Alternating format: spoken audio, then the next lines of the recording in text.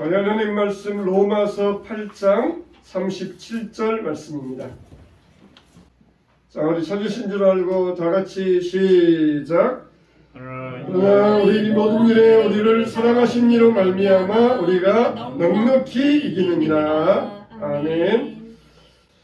우리가 신앙생활하고 있는 가운데 있는데 신앙생활은 항상 일회적이 되어야 된다, 지속적이 되어야 된다, 지속적이 되어야 된다. 요즘은 일회용품 많이 쓰잖아요. 나무젓가락부터 시작해서 일회용 접시, 일회용들이 많이 있는데 신앙은 일회용이 되어서는 안 돼요. 힘들 때만 찾아와서 주여 이거 해결해 주세요. 그리고 끝나면은 세상으로 나가는 것은 일회용이 되면 안 됩니다. 일회용은 한 번 쓰면 버려버리잖아요. 근데 우리 신앙생활은 그렇게 일회용이 되면 안 되고 영구적이 되어야 돼요. 예수님께서 세상을 떠날 날이 가까이 오셨다 그랬습니다. 근데 그때 예수님이 뭘 하셨느냐? 세상에 있는 자기 제자들을 사랑하시되 끝까지 사랑하시니라. 할렐루야. 그냥 여러분들 얼마 있으면 날 떠날 터인데, 나를 배반하고 나를 부인할 터인데, 그러면은 내가 먼저 부인하겠다, 내가 먼저 배신하겠다. 우리가 사람과 같이 지내다 보면은 그런 경우 있잖아요. 저놈이 분명히 나를 배반할 놈이야. 그러면은 내가 먼저 배반하겠다, 내가 먼저 버리겠다. 그렇게 이제 생각하는 그런 사람들이 있잖아요. 근데 예수님은 자기를 배반하고 부인할 제자들이었지만 끝까지 사랑하여 주셨다는 것이에요. 끝까지 버리지 아니하시고 끝까지 사랑하여 주셨던 것입니다. 여러분, 우리가 토끼와 거북이 이야기 알잖아요. 토끼와 거북이가 둘이 날씨 좋은 어느 봄날에 둘이 만났습니다. 그래가지고 토끼와 거북이가 야 거북아, 우리 저기 산에까지 먼저 누가 가는지 내기하자, 달리기 내기하자.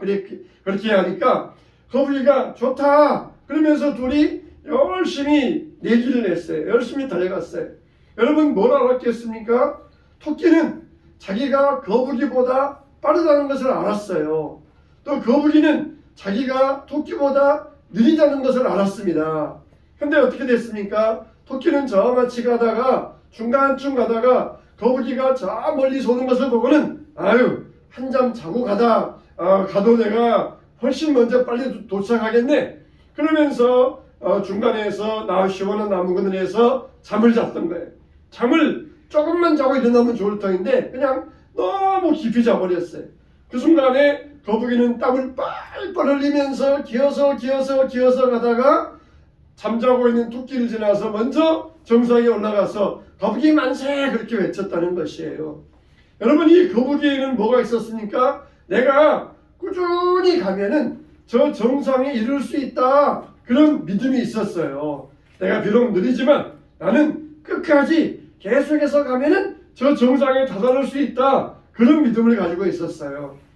바로 이런 믿음이 우리의 믿음이 돼야 돼. 이런 믿음이 신앙인의 믿음이 돼야 돼. 이게 아주 단순한 믿음이잖아요. 단순한 믿음. 그냥 펄짝펄짝 뛰어가지고 얼른 갔다가 또 쉬었다가 그렇게 약삭빠른 것이 아니라 단순한 믿음. 꾸준히 가면은, 지속적으로 하면은 언젠가는 정상에 도착할 수 있을 것이고, 그리고 토끼도 내가 이길 수 있을 것이다. 그런 단순한 믿음을 가지고 갔을 때에 승리할 수 있었다는 것이에요. 사도 바울이 로마 교회 성도들에게 너희를 사랑하시는 이로 말미암아 너희가 넉넉히 이기느니라 이렇게 말씀하실 때에는 교회 성도들은 지금 핍박을 당하고 있었어요. 아주 그냥 패배 중에 패배, 그런 패배적인 상황 가운데서 핍박을 당하고 있었습니다. 로마 황제가 강력한 로마 군인들을 동원해가지고 믿는 사람들을 전방위적으로 핍박하고 괴롭히고 있었던 것입니다. 그런데 그때 사도 바울은 지금 어떤 형편인지도 모르는지 얘들아 너희가 넉넉히 이길 것이다, 충분히 이길 것이다, 그러니 상황도 안 맞는 소리를 하고 있었던 것이에요. 지금 여기는 연약한 남녀노소 크리스찬들이고 저쪽은 건장한 수많은 로마 군인들, 이건 싸워봤자 상대도 안 되는 그런 싸움이에요. 근데 사도 바울은 너희가 넉넉히 이길 것이다, 충분히 이길 것이다, 이기고도 남을 것이다, 그런 말을 했을 때에 참 듣는 사람들은 얼마나 어처구니 없었겠습니까? 현실을 알고 말씀하셔야죠. 목사님은 직장 생활을 안 해봐서 직장인들의 애환을 몰라서 그러시는 거예요. 현실을 알고 말씀하세요. 그런데 어떻게 됐습니까? 결국 로마는 무너지고 기독교는 승리하고 온 세상 만방에 기독교의 깃발이 펄럭일 수 있었던 것이에요. 왜 그랬습니까? 얘들아, 이미 이 싸움은 예수님께서 이겨놓으셨다. 예수님께서 이미 다 승리해 놓으셨다. 너희가 예수님께서 승리한 싸움에 함께 승리를 얻게 될 것이다. 그걸 믿음으로 지속적으로 보고 가라는 것이에요. 지속적으로. 토끼처럼 현 상황만 바라보면서 쉬었다 가지 말고 믿음을 가지고, 단순한 믿음을 가지고 지속적으로 가라는 것입니다. 그러면은 우리가 이 이긴 싸움에서 우리에게 알려주고 있는 것은 무엇입니까? 첫째로 보니까 따라서 합시다. 끊을 수 없는 하나님의 사랑. 오늘 우리 복음성가에도 아주 찬양이 좋았는데, 하나님의 사랑, 끊을 수 없는 하나님의 사랑. 누가 우리를 그리스도의 사랑에서 끊으리요? 환난이나 기근이나 공고나 핍박이나 적신이나 위험이나 칼이냐? 세상에 그 어느 것도 우리를 그리스도의 사랑에서 끊을 수 없으리라. 이렇게 이 좋은 것만 끊을 수 없는 것이 아니라 보면은 뭡니까?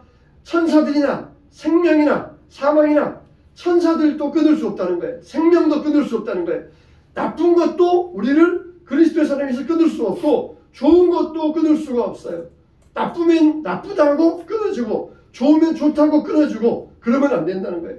여러분, 또 좋으면 좋다고 끊어지잖아요. 나쁘면 나쁘다고 끊어지고. 근데 나빠도 안 끊어지고 좋아도 안 끊어진다는 것이에요. 예수님은 마태복음 20장 28절에 보면은 인자가 온 것은 섬김을 받으려 함이 아니요 섬기려 하고 자기 목숨을 많은 사람의 대속물로 주려 함이니라. 이렇게 오셨다는 것이에요. 내가 너희들에게 섬김을 받으려고 온 것이 아니라 너희를 섬기고 심지어 내 목숨조차도 너희를 위하여 대속물로 주려고 왔느니라. 그러니까 예수님은 우리를 사랑하셔서 어떻게 하셨다고요? 목숨까지 내어주셨다는 것입니다. 그러니까 어떻습니까? 우리를 그리스도의 사랑에서 끊을 자가 없으리라 그랬어요. 정말 당시 로마는 세계 최강의 군대였습니다. 그 강력한 군대의 힘으로 나라를 다스리면서 기독교를 핍박을 했어요. 기독교인들이 체제를 위협하는 자라, 그렇게 기독교를 핍박했던 것입니다. 대개 공산주의자들, 독재자들, 이런 사람들이 기독교를 핍박하는 이유가 자기 체제에 위협이 되기 때문에 그러는 것이에요. 그냥 자기 체제에 순복하면서 신사참배도 하고 적당히 자기 체제에 순응하면은 절대로 안 하는데, 기독교인들은 떨어질지언정 굽어지지는 않아요. 구부려지지는 않습니다. 좀 더 숙여봐라, 좀 더 구부려봐라, 그러면 너희들 편안할 것이다. 그래도 떨어질지언정 숙이지를 않는 것이에요.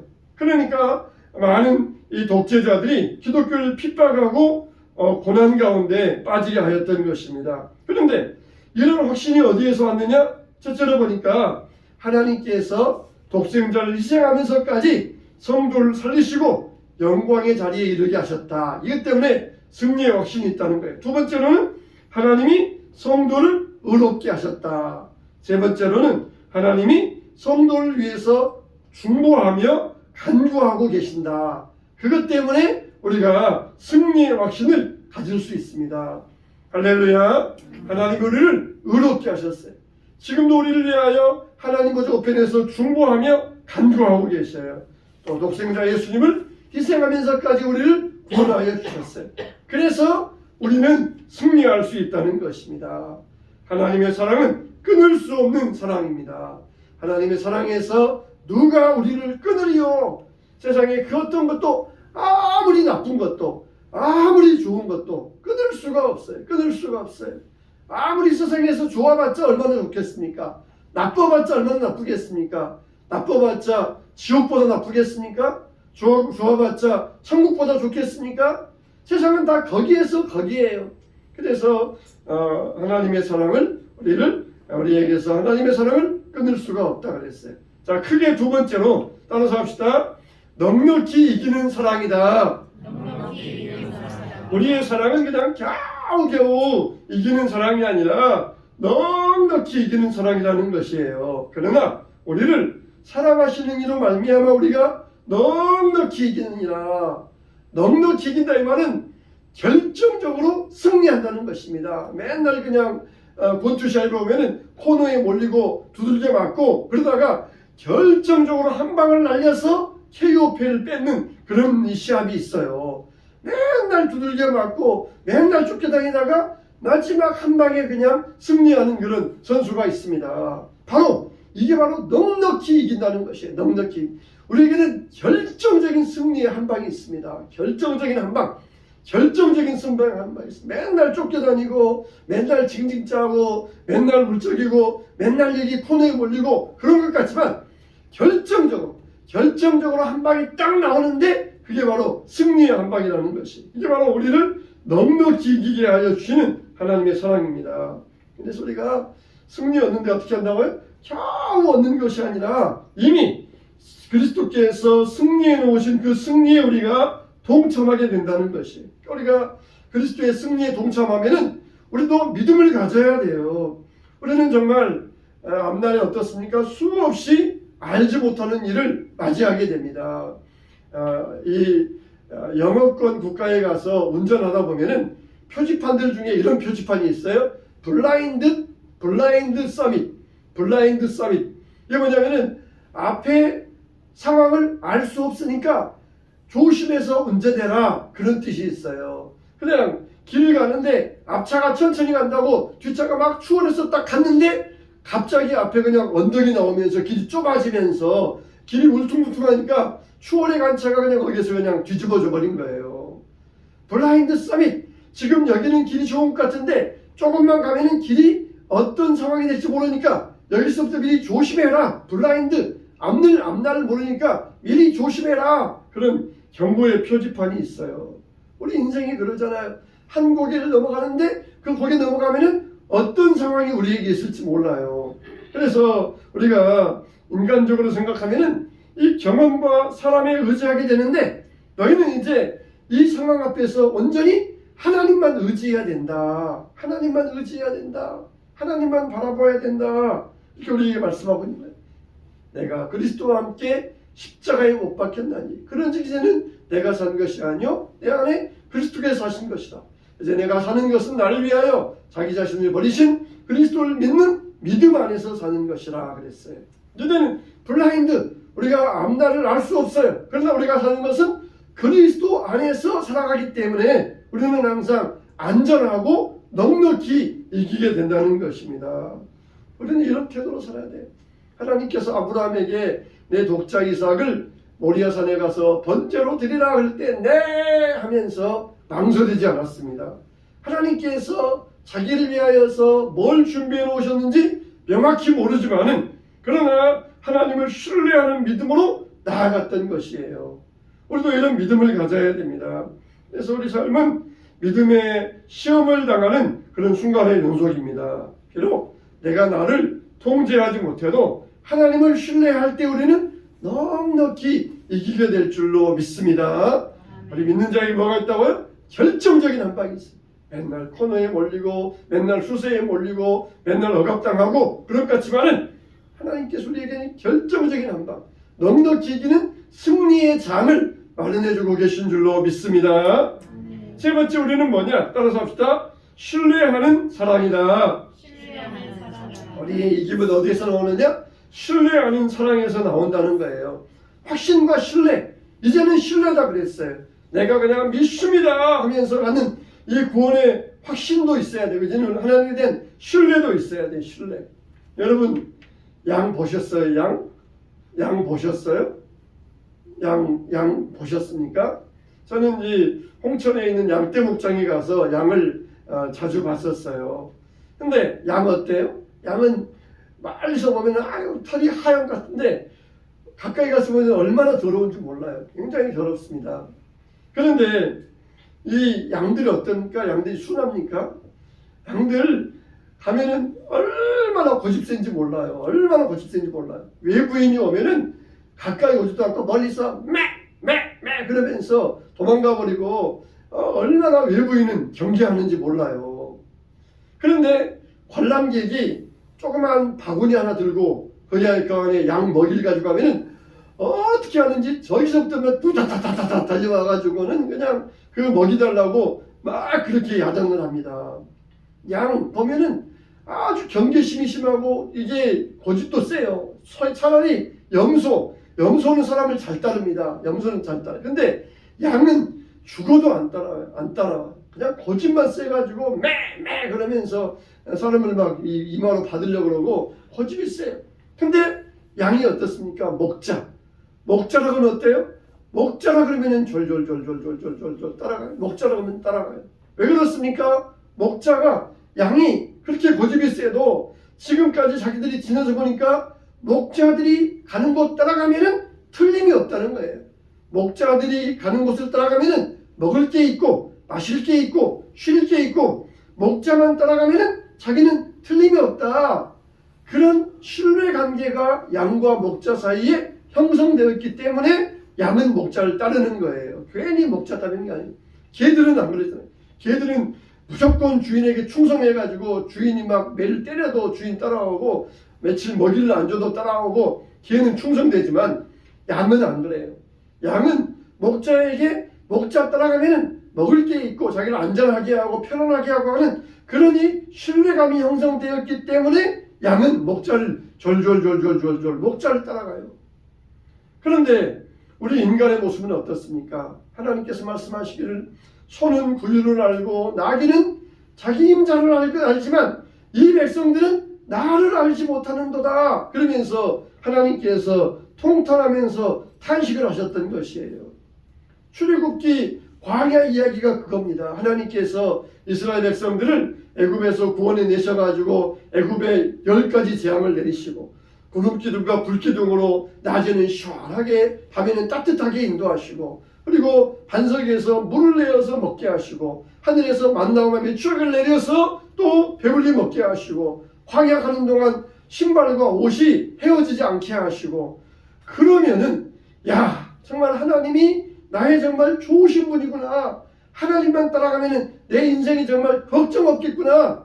그렇게 신뢰해야 되는데 이 사람들은 결국에는 또 하나님을 배반하잖아요. 하나님 배반하면서 애굽으로 돌아가자. 애굽이 좋았다. 그러면서 하나님을 배반하고 말아요. 양은 목자만 따라가면은 틀림없다. 있기 때문에 목자를 졸졸졸 따라가요. 근데 목자가 어떻게 되면 때로는 어두운 골짜기로 들어갑니다. 시커먼 그냥 골짜기로 들어가고 막 물이 흐르는 이 똘을 건너게 해요. 목자님 왜 이런 곳으로 가세요? 싫어요. 나 안 갈래요. 나 이거 가다가 이 골짜기에서 죽으면 어떻게 해요? 안 갈래요. 그러지 않습니다. 틀림없이 목자만 따라가면은 틀림없이 저 너머에 푸른 초장이 있고 꼴이 있는 아름다운 이 물이 있는 곳이 있을 것이다. 그러면서 절대적으로 목자를 따라갑니다.